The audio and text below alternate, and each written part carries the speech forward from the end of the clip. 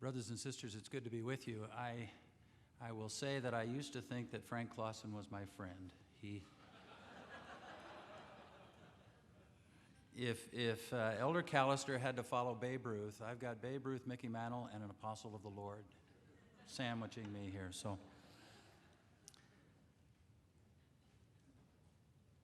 as mentioned, my wife and I just returned in July after spending 4 years in the area presidency in the Europe East area, stationed in Moscow, Russia. When I returned here, I found that one of my assignments was to work as a liaison from the priesthood department to military relations. I wondered, I had no military history, I had no background, but it has been a real privilege to me to get to know a little bit about the workings of the Military Relations Committee of the church and the wonderful job that you chaplains do throughout the world as you help military personnel and service families get through the challenges of life and give them spiritual strength. My thought was, what do I have to offer? And as I thought about that, I decided maybe what I can do is talk about a gospel doctrinal point and principle that hopefully you can use and you can take with you in your ministry as you work with all of the personnel and their families. Let me start by sending you back a little bit in time to 1965 and the introduction of the classic musical Sound of Music.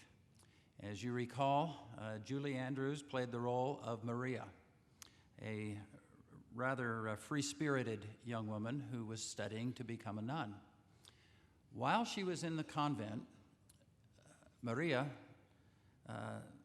learned an important lesson from the Mother Superior that she never forgot. In fact, she repeated this phrase whenever she found herself in a position of crisis or disappointment. When the Lord closes a door, somewhere he opens a window. Maria came to believe in what is called the principle or the law of compensation. Elder Richard G. Scott explained this principle to the Latter-day Saints when he said, "I testify that when the Lord closes one important door in your life, he shows his continuing love and compassion by opening many other compensating doors through your exercise of faith." The law of compensation has always been a part of the true gospel. Understanding this principle can cast a whole new light on how we deal with challenges, with obstacles, with afflictions that we face in this life. Even though the ultimate compensatory blessings are eternal in nature, the Lord really does desire to bless us, to compensate us in this life also. While we look forward to the millennial day, when God has promised to wipe away all the tears from our eyes, we can receive plenty of comfort and blessings from a fair and a loving God right now. Even now, we can see compensatory doors and windows flying open in our behalf. Sometimes it is almost immediate and becomes very obvious. At other times, it may take years before we recognize the Lord's hand. Perhaps some examples might be helpful. I suspect most of you are familiar with the name of Janice Cap Perry, one of the most prolific and successful of Latter-day Saint songwriters. She's contributed greatly to the building of the kingdom through her musical compositions. Her songs include "Jesus Was No Ordinary Man," "As Sisters in Zion," "I Love to See the Temple," "I'm Trying to Be Like Jesus," and many, many more. What most of us don't know is that for the last 40 years, she has been slowly losing the use of her left hand from a painful nerve condition. In the face of this handicap, she has continued to compose and to perform inspiring music. My musical friends tell me that Sister Perry has the special ability to make her songs not only beautiful, but very easy to play. It's because they require only a very minimal left-hand contribution. The simplicity of her songs has greatly added to their popularity. The Lord compensated her physical weakness and turned it into a blessing. Her entry into the music business is a further example of one door opening when another one closes. She was very focused on athletics when she was a young mother. In fact, at the age of 38, she broke her ankle in a competitive basketball game. Sister Perry now considers that setback the most important thing that ever happened to her. While she was in a cast for weeks and was forced to slow down. But while recovering, she received a call from her bishop, who asked her to write the music for the Ward Road Show. That was the beginning of her musical career. It just took off from there. The law of compensation is a basic gospel truth that is very clearly stated in the Doctrine and Covenants. All things wherewith you have been afflicted shall work for your good. That's Doctrine and Covenants, section 98, verse 3. Let me repeat that just for emphasis. All things wherewith you have been afflicted shall work together for your good. Nobody wants adversity, but it's a necessary part of life. When our trials are not a consequence of our own disobedience, then they are evidence that the Lord feels that we are prepared to grow. To get from where we are to where He wants us to be takes a lot of stretching, and that generally entails pain and discomfort. The great biblical account of Job is instructive as to how we can respond to these stretching exercises. The Lord described Job as a perfect and upright man, one that feareth God and escheweth evil. As part of his refinement, Job receives word that all of his property and his 10 children are all killed in a freak accident all that same day, and his property is lost. His faithful response was, "The Lord gave, and the Lord hath taken away. Blessed be the name of the Lord." After being afflicted with sore boils from the soles of his feet to the crown of his head, Job's wife urged him to curse God and die. But Job remained steadfast and refused to blame God. He said, "Though he slay me, yet will I trust in him." Because of his faith and patience during trials, God eventually compensated him for all of his losses. The scriptures say that the Lord gave him twice as much as he had before. Job's faithful attitude during adversity was preserved for us in the scriptures to be an example. Have you ever felt that a door had been closed on your plans? Have you ever murmured in your heart and thought to yourself, God maybe isn't fair? It is important part of our test here on earth that we show the Lord that we trust in him. He will not open another door in our lives until we follow the example of Job.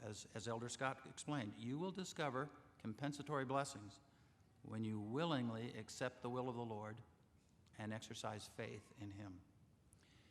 Even in the face of terrible tragedy, we can find compensating windows of opportunity. Adam Walsh, the 6-year-old son of John Walsh, was abducted from a Sears store in Florida in 1981. The child was later found dead, his body badly mutilated. Naturally, John and his wife were devastated. But in the midst of his grief, John Walsh saw a window of opportunity open to him. He took it as a sign to redirect his life. Since that day in 1981, he has dedicated himself to fighting on behalf of children and other crime victims. He co-founded the National Center for Missing and Exploited Children and produced and hosted a national television show, America's Most Wanted. As a result of his efforts, thousands of victims have found justice, and dozens of children that have been abducted have been brought safely home. Taking advantage of this opportunity for service has given John Walsh's life new meaning and has blessed many other people as well. The death of a family member is one of the most challenging trials that we can go through. Elder Scott explained how the principle of compensation can help us grow spiritually when someone that we love passes on. He said, quote, "With the loss of a dear one, God deepens the bonds of our love enriches our memories, and kindles hope in a future reunion. Some people question the wisdom of God when a young parent dies, leaving children behind. Some ask, how could that be the will of God? Surely heaven does not need this young mother or young father more than the children who are left behind. We must always remember that God's thoughts are higher than our thoughts. I don't know why God allows some young parents to die, but I do know that some of the noblest spirits that have ever lived lost parents when they were children. Examples include John the Baptist, George Washington, Abraham Lincoln, Brigham Young, Joseph F. Smith, Heber J. Grant, Spencer W. Kimball, and Dallin Oaks. Could it be that God sends compensatory blessings, even in the form of guardian angels, to guide these children and to help them make good decisions? I was 18 years old when my own father died. I was the oldest of his 3 sons. My youngest brother was only 3. I felt sorry for myself at the time, but even more sorry for my younger brother. I knew that he would never even remember our dad. We were not members of the church, and I had no idea about the plan of salvation. But even though I didn't have a gospel perspective, I could feel our family being guided by an unseen influence after the death of my father. My mother didn't feel good about going to work and leaving that youngest child at home with a babysitter. So she decided that if we budgeted carefully, our family could live off Social Security benefits and from the small amount of money that I could earn from his part-time job. So she stayed home and provided a nurturing environment for us. The Lord compensated us at every turn. We learned to be more unselfish and work together as a family. We learned to be frugal and to distinguish between wants and needs. Somehow, all of us graduated from college. Somehow, I was accepted into medical school and received a scholarship to help defray some cost. It was while I was in medical school that I gained a testimony of the gospel and was baptized. A few years later, my youngest brother also joined the church. Now, all 3 of us boys have sons of our own, have children of our own, to carry on our Father's name. Another aspect of the principle of compensation is that sacrifice really does bring forth the blessings of heaven. For example, when someone sacrifices their time and their money to serve a mission, such a sacrifice is not forgotten by the Lord. God will compensate us for all of our sacrifices. When Parley P. Pratt was called to take the gospel to Canada in 1836, the call came at a very difficult time for him. Parley was in financial debt, and his wife, Thankful Pratt, had been ill for almost 7 years. Trusting in the Lord, Elder Pratt accepted his call and prepared to leave. When he was set apart as a missionary, he was promised that the Lord would compensate him for his service. A way would be open for him to pay off his debts, and his wife would be healed of her illness and bear a son within a year. After 9 years of marriage, the couple was still childless, and so a son would be an extraordinary miracle. Elder Pratt served faithfully and received the promised blessings and many, many more. Within a year after he left, his son Parley P. Pratt Jr. was born. This principle still operates in our day. I recall, while serving as a stake president, interviewing a senior couple before they turned in their mission papers. They were not wealthy, and it was a considerable sacrifice for them to go on a mission. "What do you hope to accomplish during your service?" I asked them. Their answer surprised me. "We want to see our grown children sealed to their own families." That seemed unrelated and even quite unlikely to me. Frankly, I knew those kids. And with the loss of the influence of this very faithful couple for the next 2 years, I wondered how that could happen. But to my joy and surprise, the desires of their hearts were granted. They returned from their mission, it was in Toronto, Canada, to witness the sealing of their daughter and her family in the temple. The Lord rewarded their sacrifice with a compensating blessing of great eternal value. While I was serving as the area president in Eastern Europe, I became acquainted with a faithful couple who were called to preside over the Armenia-Yerevan mission, President and Sister Reese Carter. Those who knew them loved and respected them. The Carters were a good example of the law of compensation. President Carter had lost the hearing in one ear, and Sister Carter was nearly blind. She suffered from a condition called retinitis pigmentosa, which means that she viewed the world literally through tunnel vision. Her eyes became worse as the months went on. I admired the Carters the way that the Carters faced their challenges. She was his ears, and he was her eyes. They walked arm in arm wherever they went, and I have rarely seen a greater example of oneness in marriage. The Lord compensated them for their afflictions by surrounding them with a greater portion of His Spirit. It was palpable. The missionaries felt it, and they followed the example of the Carters by practicing kindness in their own companionships. The members felt it, and they became more united. As a result, the work went forth in a miraculous way. The first stake was created last year in Armenia under the watch of the Carters, and the missionaries who served with them led our whole area in baptisms month after month. Each of us could look at our own families and find many compensating blessings that the Lord has provided for us. In his very final conference address, Elder Joseph B. Wirthlin talked about this principle and how it had touched his own family. He taught that there was a great need for church members to understand the principle of compensation. Elder Wirthlin then shared a personal experience, telling of his young grandson, Joseph, who had autism. He expressed the heartbreak of the boy's parents when the son was first diagnosed. Then he testified of the unexpected joy that Joseph had brought into their lives. Elder Wirthlin attributed this great joy to the principle of compensation.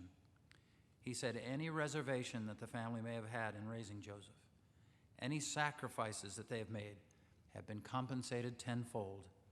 Because of this choice spirit, his mother and father have learned much about children with disabilities. They have witnessed firsthand the generosity and compassion of friends, neighbors, and family. They have rejoiced together as Joseph has progressed. They have marveled at his goodness. Elder Wirthlin's talk was aimed at teaching church members that they need to look for the silver lining behind the storms in their lives. Now, no one hopes for injuries or handicaps, but they are often the source of compensatory blessings. For example, you've always heard throughout your life that Joseph Smith was a strong man. What we have to realize is that after having surgery on his leg at age 7, Joseph Smith walked on crutches until he was 10 years old. Now, if you have a son or a grandson in that age group, picture 3 years on crutches for a fun-loving, outdoor-loving young boy. He developed, though, fortitude, patience, and tremendous upper body strength. He could not be beaten at wrestling or stick pulling. But more importantly, he was often found cutting wood for their fatherless families or building homes for widows. The Lord's church has often received compensatory blessings from heaven. For example, whenever persecution against the church seems to intensify and the members bear it patiently, the church is soon blessed with a great growth spurt. It always happens. As Brigham Young said of those who fought against the church in his day, they can only kick us up. I've seen this happen over and over again in my lifetime. Setbacks in the kingdom are always compensated. For example, in 1961, missionaries called to serve in Argentina and Mexico faced a serious setback. The missionaries had arrived in Salt Lake City to be set apart and to leave to their mission from there, when at the very last minute the word came that their visas had been delayed for several weeks. It was the first time that this has happened on such a large scale. Everyone was disappointed. Church leaders had to decide what to do with them as they waited. They found that there were dorm rooms available at BYU, and they decided to house them there and begin teaching them the Spanish language. Up until that time, missionaries had been expected to learn foreign languages after they arrived in the mission field. The new approach of studying the languages before entering the field was unbelievably effective. As a result, a formal language training program was organized, which eventually became the MTC. Spanish and Portuguese were the first languages that were taught there, but since dozens of languages have been added. Thanks to this so-called setback, the service of hundreds of thousands of missionaries has been magnified. Now, I'd just say that for those of you involved in counseling and comforting military personnel and their families, I'm sure that you have undoubtedly witnessed many compensatory blessings in their lives. I can still remember way back, I think it was 1968, if I remember correctly, President Hinckley speaking of the compensatory blessings of military service. Referring to Vietnam War, he said, and I quote, "Notwithstanding the evil and the tragedy of war, I see a silver thread shining through the dark and bloody tapestry of conflict. I see the finger of the Lord plucking some good from the evil designs of the adversary. I see coming out of this conflict an enlargement of the Lord's program. Somehow, under the mysterious ways of God, shall spring forth a great work affecting for good the lives of large numbers of our Father's children who live in that part of the world." Interestingly enough, in the Hanoi, Vietnam district now, there are over 1,000 members. I think there are almost 10,000 Vietnamese refugees who have joined the church somewhere in the world. President Hinckley pointed out an interesting pattern. After the soldiers come the missionaries. For the last 100 years, opening the way for the missionaries has been one of the compensatory blessings of the sufferings of war. My friend, Elder Lance Wickman, who many of you know, was an infantry officer in Vietnam. And he once personalized this concept for me. He shared his personal testimony about one way that the Lord compensates faithful church members during the time of war. He said, quote, "For me, in the midst of that hell, I found a glimpse of heaven. I found it in the Book of Mormon. For the first time, I really became acquainted with Mormon and Moroni. Before my combat service, I had been a missionary. I had read the Book of Mormon, including the so-called war chapters in Alma and Mormon, multiple times. But now I experienced them. I came to really know Captain Moroni and Mormon and his son, also named Moroni. When Mormon described combat as dreadful and the work of death, I knew exactly what he meant. I learned from these great soldier prophets that one could be a combat soldier and still be free from the blood and stains of war. To this day, when I gaze at the image of the angel Moroni atop one of our temples, I remember that this angel of the restoration was also once a soldier," unquote. My dear brethren and your good wives, if we trust in the Lord and believe in the law of compensation, our trials can make us better and not bitter. No experience is a waste as long as you have learned something from it. Only God knows what wonderful blessings are in store for those who faithfully endure. As we read in Doctrine and Covenants, section 58, verse 3, "For after much tribulation cometh the blessings." One of the most beautiful hymns in our hymn book is written about the law of compensation. Consider the uplifting message found in these lyrics. God moves in a mysterious way, his wonders to perform. He plants his footsteps in the sea and rides upon the storm. Ye fearful saints, fresh courage take, the clouds ye so much dread are big with mercy and shall break in blessings on your head. His purposes will ripen fast, unfolding every hour. The bud may have a bitter taste, but sweet will be the flower. I testify that God is a loving parent who wants the very best for each and every one of us. I know that that we can safely put our trust in him, and that he always, always keeps his promises. Of him and of his beloved Son, Jesus Christ, I bear witness in the sacred name of Jesus Christ. Amen.